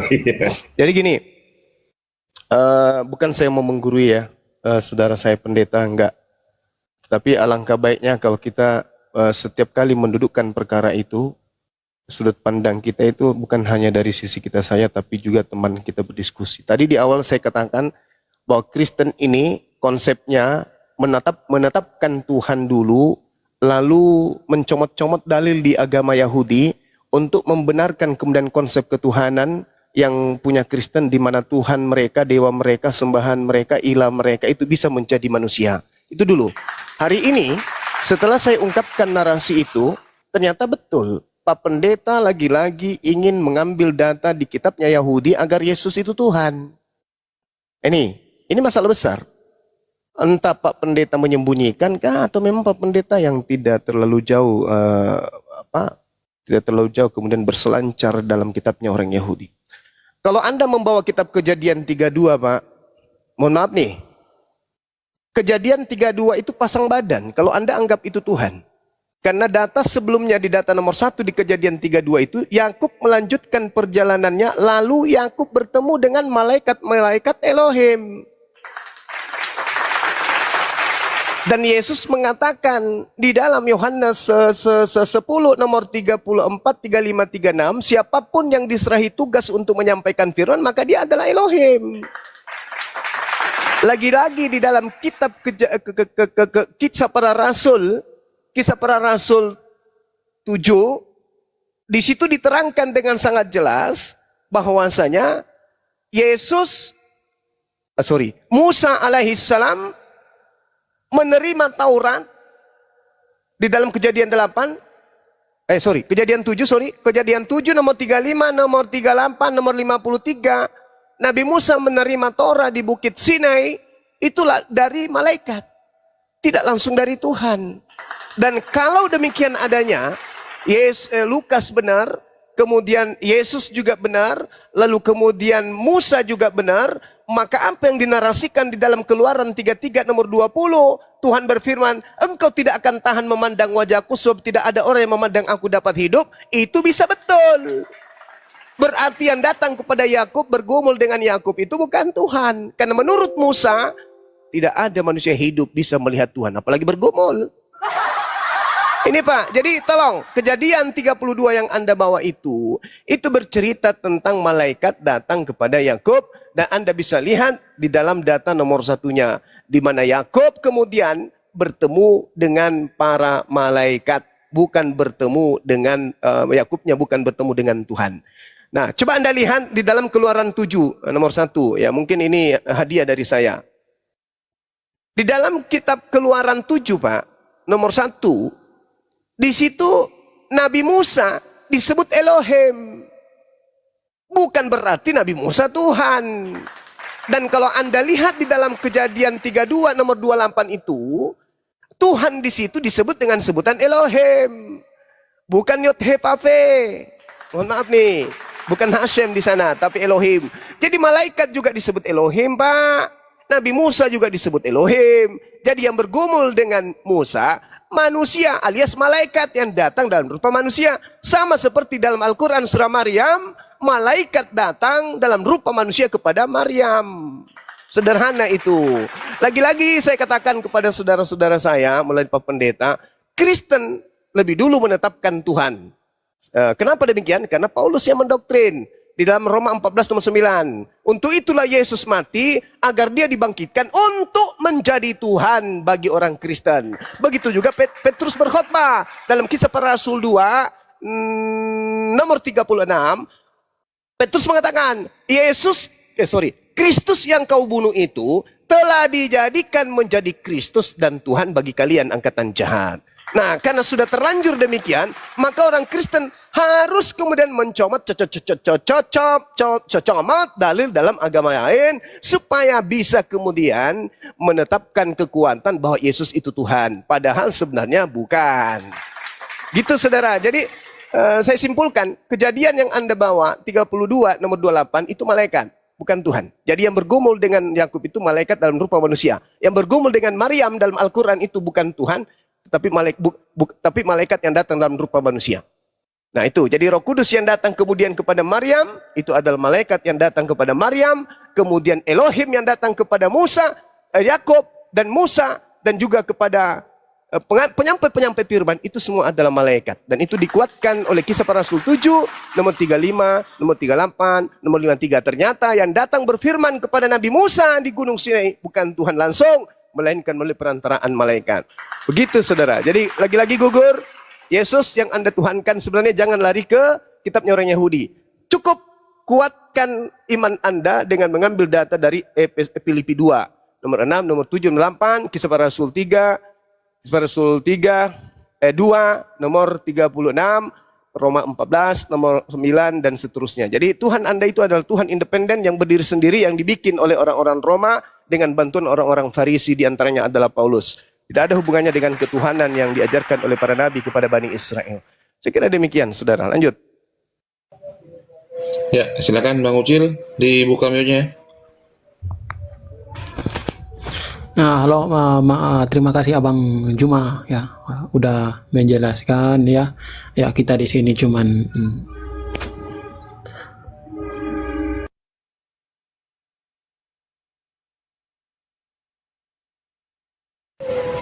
Termute, Bang Ucil.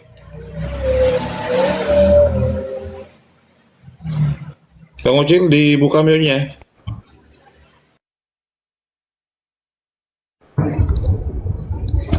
ya. Oh, sorry bang. Ya, jadi ya, Abang Suma tadi mengatakan bahwa Tuhan Kristen adalah konsep dulu ya, baru Tuhan ya. Tadi ya Bang Suma menyampaikan bahwa gitu ya, saya juga dengar ya.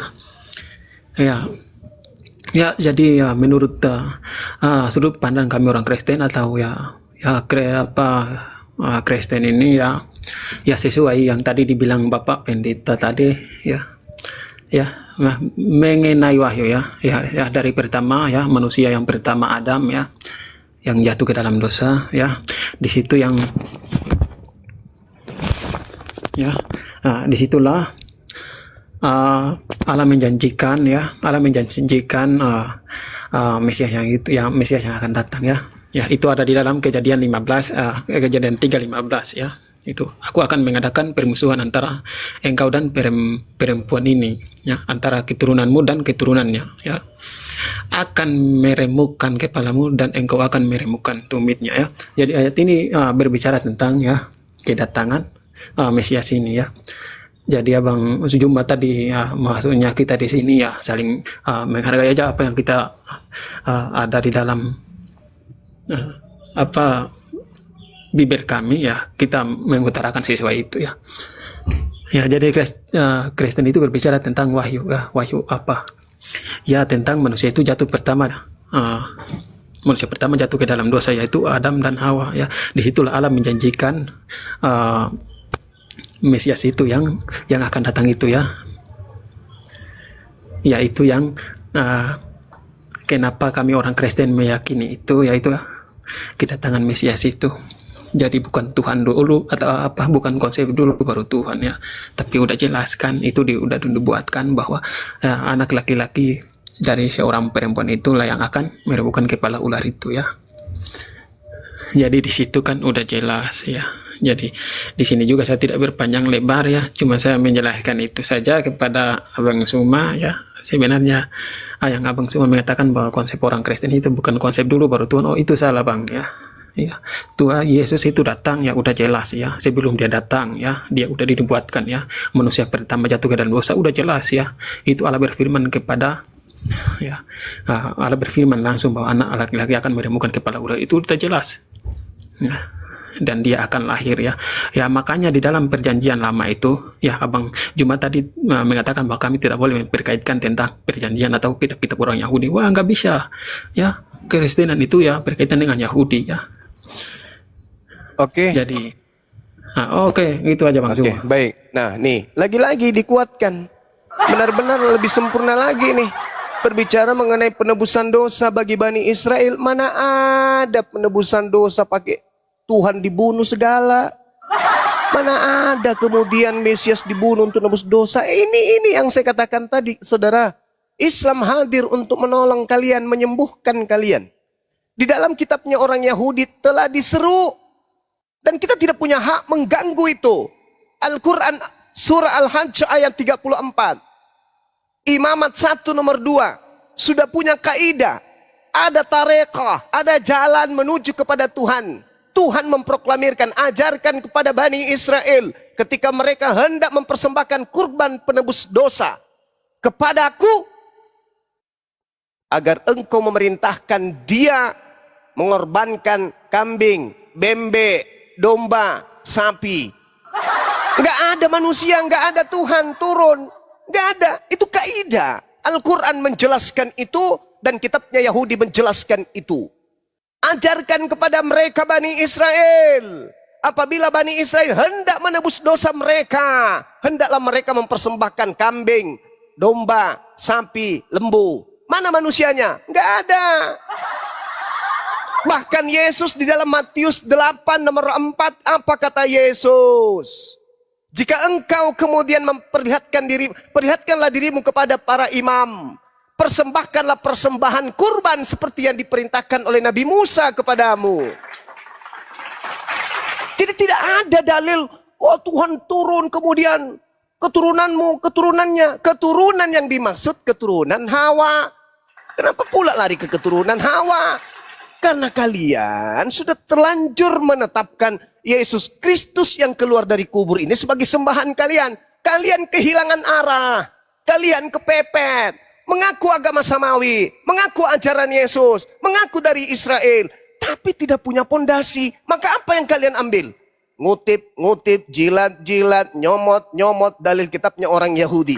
Untuk dicocok-cocokkan. Tapi enggak matching. Enggak cocok, enggak pas. Harusnya kalian itu memiliki konsep sendiri. Karena konsep menebus dosa dengan menggunakan darah manusia itu tidak ada diimani di dalam kitabnya orang Yahudi. Itu nggak boleh. Bahkan di dalam Imamat 18 nomor 20-21 Tuhan melarang keras. Tuhan tidak mau mempersembahkan manusia sebagai kurban. Keluaran 23 nomor 7 nomor 8. Bohong jangan kau hembur-hemburkan. Bohong jangan kau sebar-sebarkan. Aku Tuhan tidak menginginkan pembunuhan terhadap orang benar. Jangan orang benar itu kau bunuh. Jangan orang yang tidak bersalah itu kau bunuh. Sebab aku Tuhan tidak akan membenarkan orang yang bersalah. Itu dalil.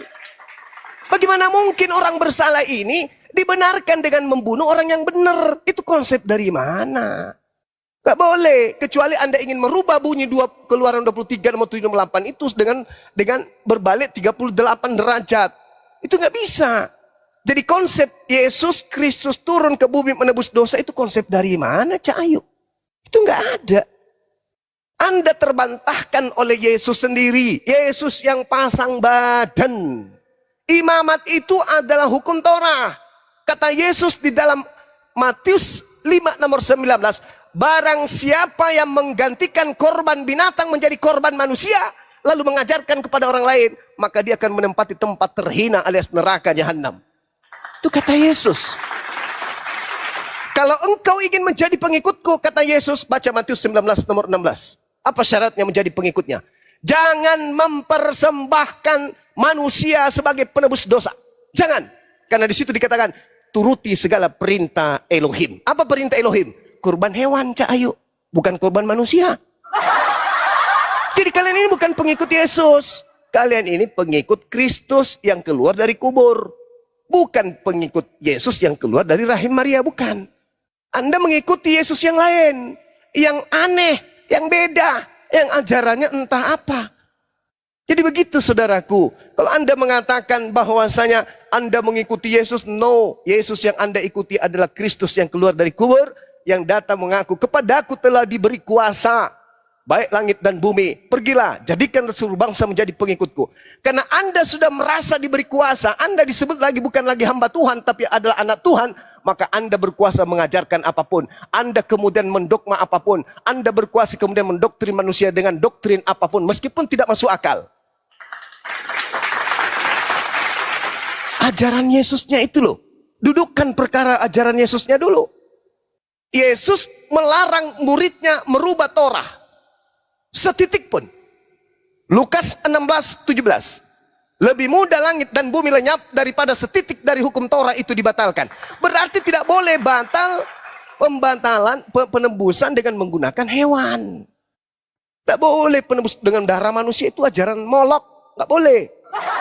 Jadi saudara, ya, saya katakan kepada saudara, di Kristen ini minta maaf. Itu data sesuai dengan Bible. Kristen lebih dulu percaya Yesus Tuhan. Setelah kemudian mereka menuhankan Yesus, supaya tidak dicibir oleh manusia, maka mereka berupaya semaksimal mungkin mencomot-comot dalil dari agama Yahudi, supaya dianggap benar-benar sembahan mereka yang bernama Kristus Yesus ini sebagai Tuhan.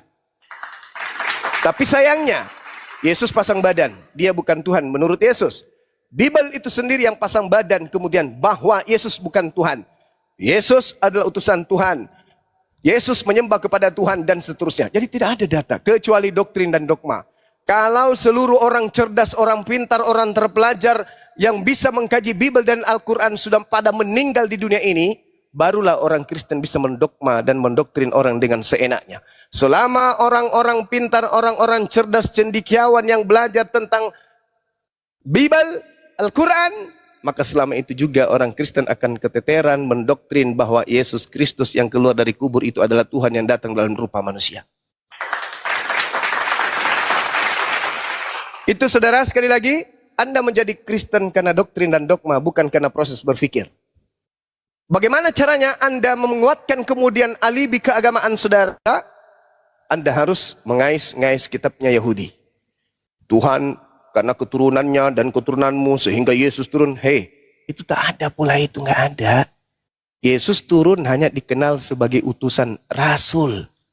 Dia hanya rasul Tuhan yang diutus kepada Bani Israel, bukan kepada Kristen, bukan kepada kami umat Islam. Tapi ada satu yang kemudian minta izin kepada Tuhan untuk menyesatkan seluruh manusia, baik Islam maupun Kristen. Siapa itu? Sibilisisis.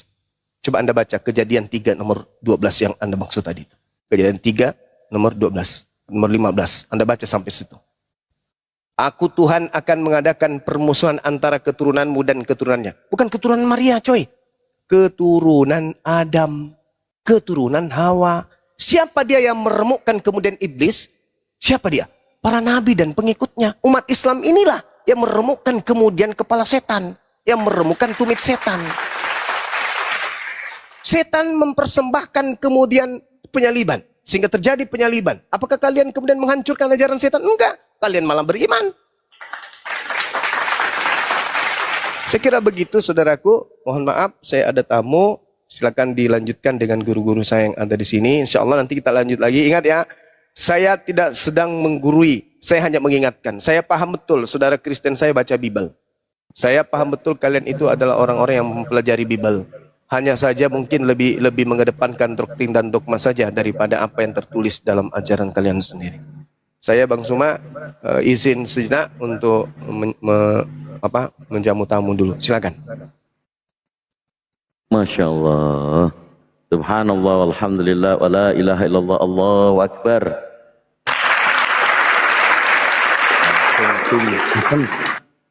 Jadi Insya Allah banyak dalil yang sudah keluar dari guru kita, Abang Dasaya, Bang Zuma, Insya Allah. Ini jadi tambahan motivasi dalam berdiskusi ya. Semuanya daging semua yang dikeluarkan bahwa kalau berlandaskan dasar tentang Kristen, ini pemisahannya sudah dijelaskan. Pemisah jalan yang benar, kemudian ada yang asli dan ada yang palsu. Ini sudah digambarkan, sudah dikabarkan kepada kita semuanya. Lalu saudara-saudara Kristen, kalau yang masih belum paham tadi poin-poin yang sudah dimaksudkan, silakan ada tanggapan atau langsung mau kirim KTP juga boleh langsung ya. Allahu Akbar. Silakan yang baru masuk kita sapa. Ya 2. Selamat sore. Ya, selamat sore ya. Ya. Selamat sore. Ya. Iya, Mbak. Ya, Kristen atau Muslim, Mbak? Mbak ya. Kristen atau Muslim? Mau syahadat kayaknya itu kan, mau syahadat katanya, kayaknya. Oh ya? Betul kah Mbak? Oh, Pak Felix adik-adik. Ya, Mbak Yaya, Muslim atau Kristen Mbak? Oi. Kaget dia sama. Gimana Mbak Yaya ini? Kristen atau Muslim Mbak Mbak Yaya, lo kalau enggak bicara mending diturunin dulu ya Mbak ya. Iya, turunin. Turun sendiri. Macam mana ini Mbak Yaya ini? Jelas. Ya silakan. Ucil udah turun naik lagi. Ngapain Ucil nggak tega ya? Mau ninggalin Bang Zuma ya?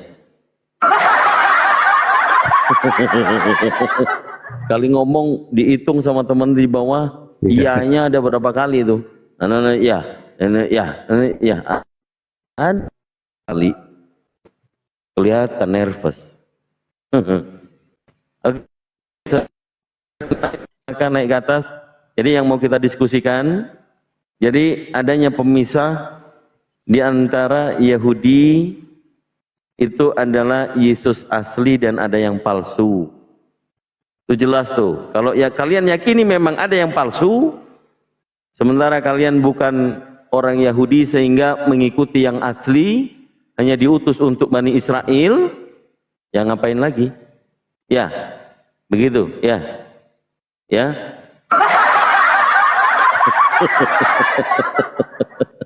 Allahu Akbar. Sebenarnya poin-poin demi poin, apalagi Pak Pendeta.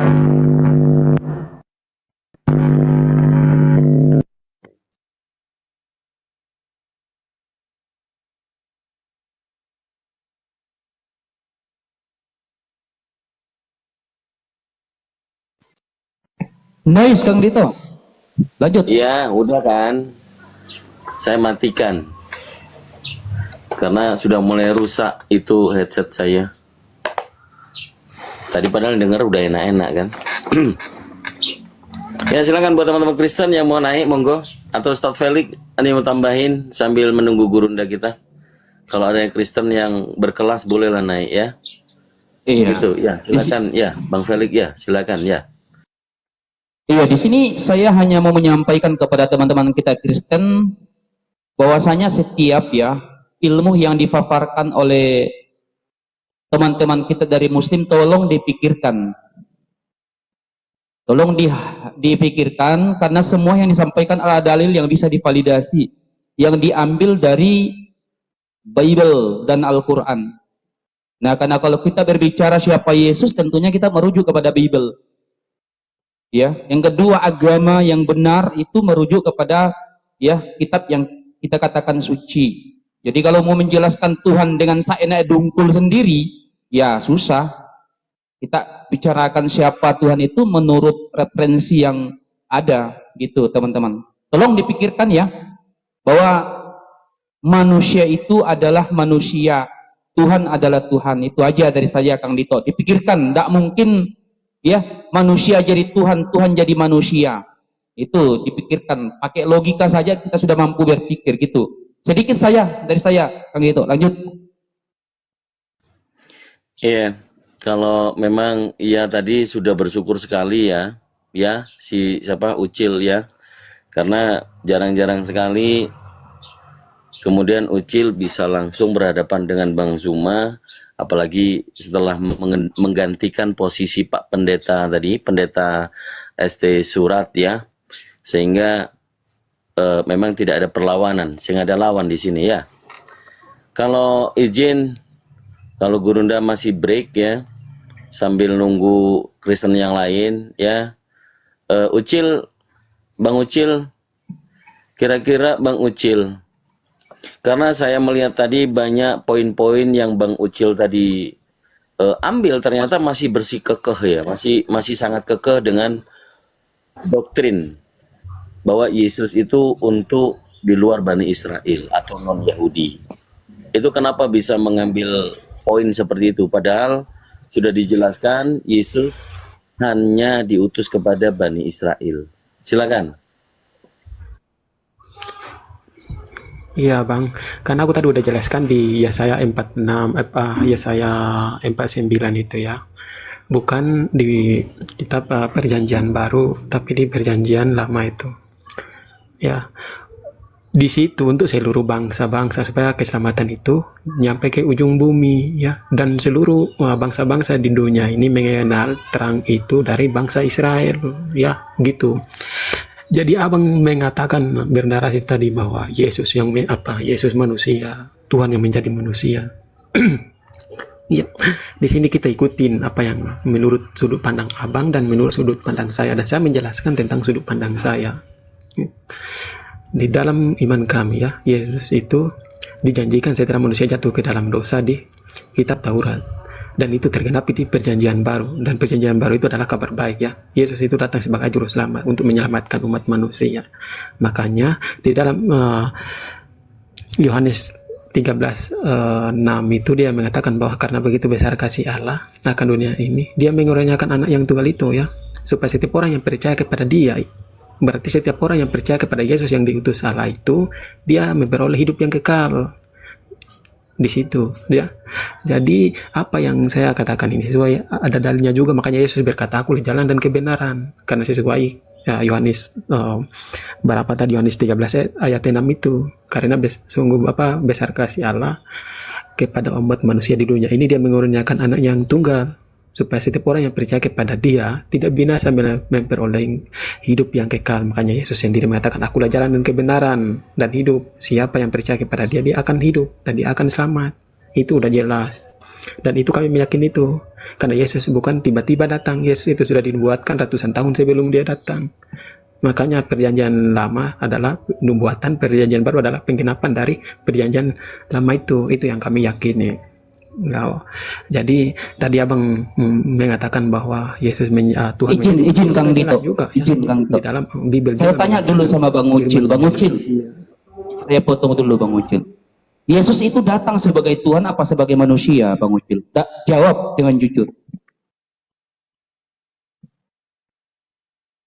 Bang Ucil, jawab dengan jujur, Yesus itu datang sebagai Tuhan atau sebagai manusia?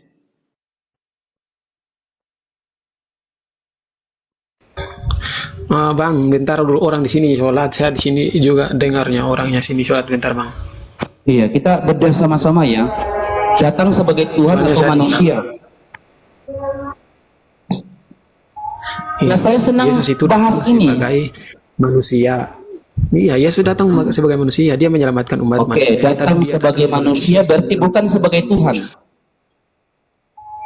Dia Yesus itu adalah penuh manusia, penuh Allah, penuh Tuhan itu, penuhnya Allah, penuh Tuhan Yesus itu. Sepenuhnya Tuhan, sepenuhnya Datang Allah. sebagai manusia atau datang sebagai Tuhan? Jawab aja dengan jujur. Simple question kok pertanyaannya. Iya, karena iya, aku jawab tadi. Begini Bang Ucil, Sabar. Diam dulu supaya kamu Paham pertanyaan saya? Kalau dia datang sebagai manusia kan jelas dasarnya. Dalam 2 Yohanes 1 nomor 7.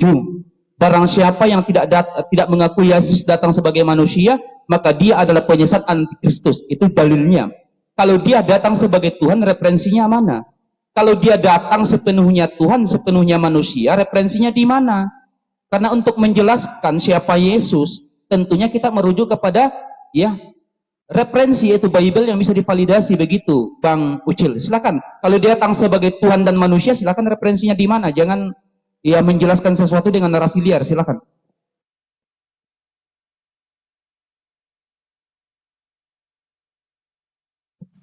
Silakan Bang Ucil, dijelaskan, disampaikan referensinya kalau dia datang sepenuhnya Allah, sepenuhnya manusia. Silakan.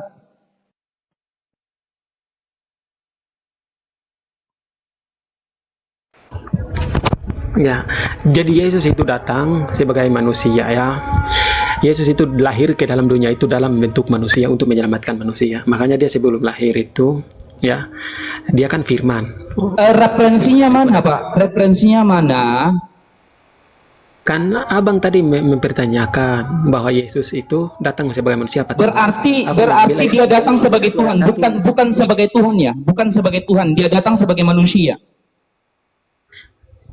Dia datang sebagai manusia, dia datang dalam bentuk rupa manusia, tapi ilahinya sebagai firman itu tidak bisa hilang. Oke, kalau ilahinya sebagai firman, tolong disampaikan referensinya mana?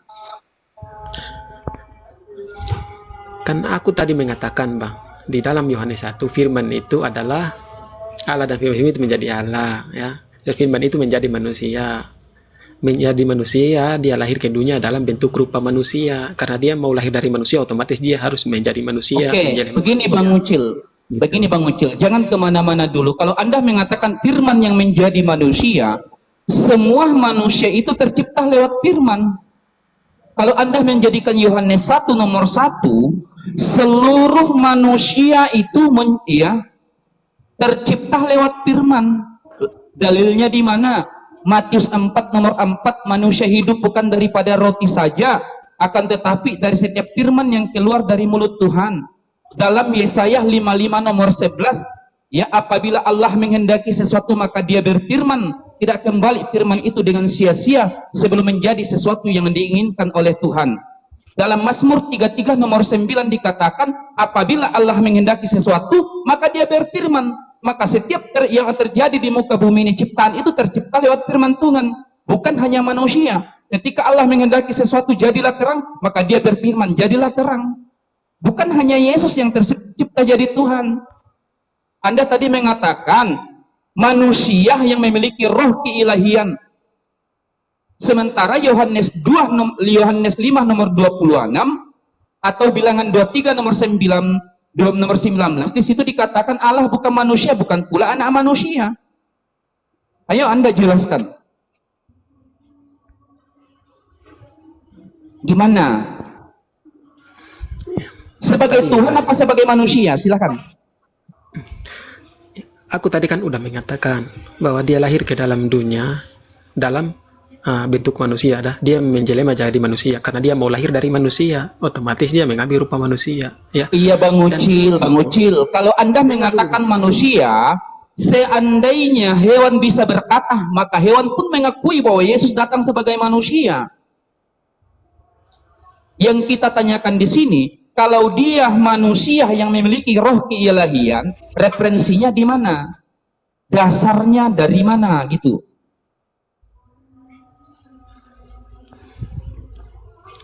Kan aku tadi udah baca Bang.